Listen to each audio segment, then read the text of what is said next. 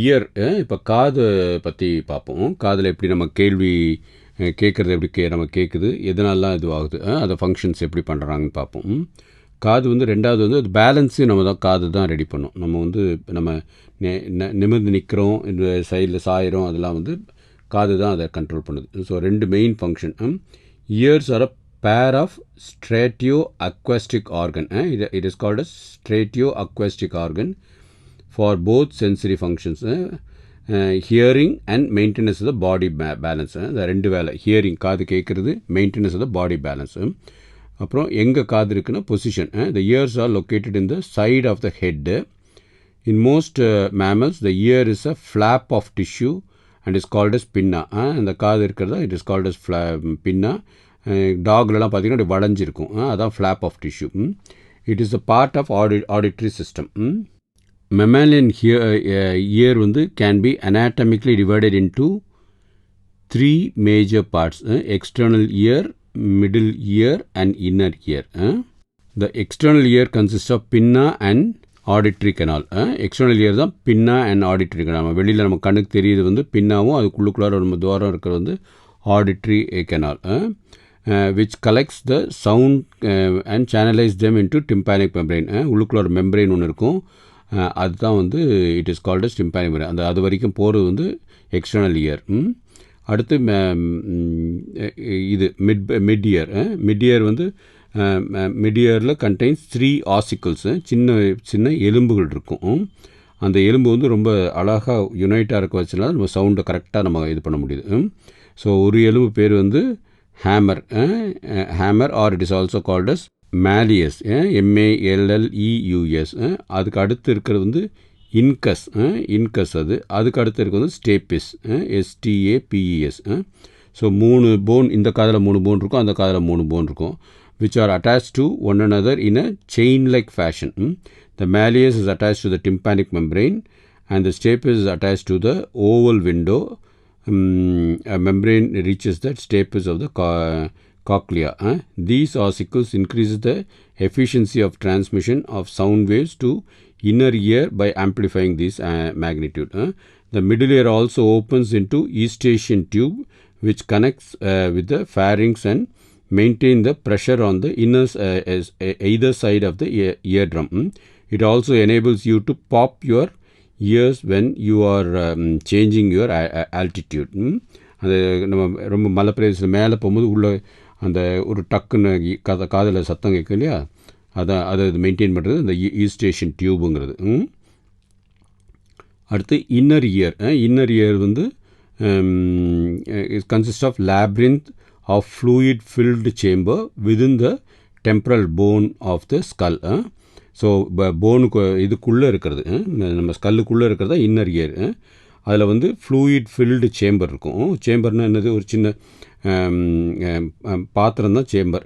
அது ஒரு சின்ன ஒரு இது இடத்துல வந்து ஃப்ளூயிட் இருக்கிறது தான் சேம்பருங்கிறது. That is called as labyrinth. The labyrinth consists of 2 parts, bony and membranous labyrinth. Bony labyrinth, membranous labyrinth. The bony labyrinth has a series of channels.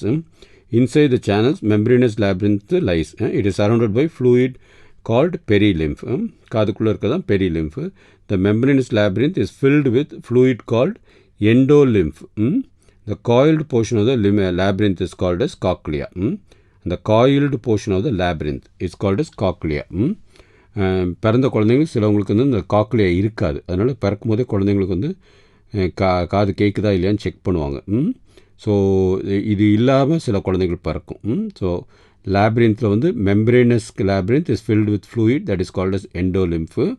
அந்த காயில்டு போர்ஷன் வந்து it is called as cochlea.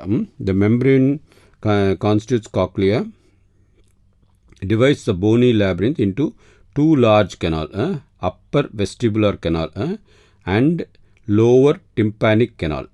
So upper vestibular canal and lower tympanic canal. Both these canals are separated by small cochlear duct that is called as scala media. The cochlear duct is filled with endolymph. At the base of the cochlea, the scala vestibule ends at a oval window, while the scala tympani terminates at the round window which opens into the middle ear. Next organ of Corti. Organ of Corti என்னன்னு பார்ப்போம். At the floor of the cochlear duct, அந்த cochlear duct கீழே இருக்கிறது தான் the basilar membrane bears the organ of Corti. It contains mechanoreceptors of the ears in the form of hair cells. குட்டி குட்டி hair cells இருக்கும். The hair cells are present in the rows on the internal side of the organ of the carti that acts as a auditory receptor.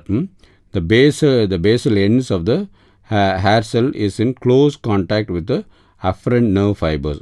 A large number of processes called stereocilia are projected from the apical part of the each hair cell. Above the row of the hair cell is the thin elastic membrane called as tectorial membrane. That is called as tectorial membrane. The organ of carti மேலாப்பில் படிச்சுக்கோங்க, அதில் கட்டாயம் MCQ வரும் அது. So அதில் எல்லாத்தோட பேர் தெரிஞ்சால் போதும். ஆர்கன் ஆஃப் கார்டை மாதிரி அடுத்தது வந்து வெஸ்டிபுலர் அப்பேரட்டஸ். வெஸ்டிபுலர் அப்பேரட்டஸ் என்னது? காதுக்குள்ளே inner ear contains a complex system called vestibular apparatus located above the cochlea. காக்லியாக்கு மேலே இருக்கும். It is composed of 3 semicircular canal and otolith organ consisting of sacculae and atricle. Sacculae and atricle, utricle. Each semicircular canal lies in a different plane at right angle to each other. The membranous canals are suspended in perilymph of the bone canal. The base of the canal is swollen and is called ampulla, which contains a projecting ridge called crista. Crista ampullaris, which contains sensory hair cells. The saccula and the atricle contains a projecting ridge called maculae. The cristae and maculae are the specific receptors of the vestibular apparatus responsible for the maintenance of balance of the body and posture. Now mechanism of hearing. நம்ம எப்படி காது கேட்குறோங்கிறத பார்ப்போம். Sound waves from the environment are received by the external year.